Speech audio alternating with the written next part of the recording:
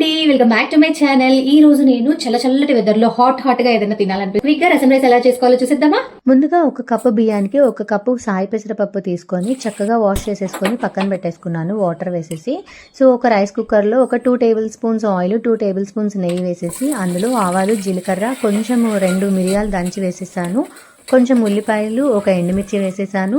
కొంచెం ఫ్రై అయిన తర్వాత ఒక టొమాటో, అలానే కొంచెం మామిడికాయ ముక్కలు వేసాను. ఇందులో నేను చింతపండు పులుసు వేయట్లేదు కాబట్టి మామిడికాయ ముక్క యాడ్ చేశాను. ఇప్పుడు ఇందులో మనం కడిగి పెట్టిన బియ్యాన్ని అలానే కొంచెం సాల్ట్ వేసేసుకొని బియ్యానికి సరిపడా 1 కి 2 కప్స్ వాటర్ యాడ్ చేసేసి రైస్ కుక్కర్ పెట్టేయాలి.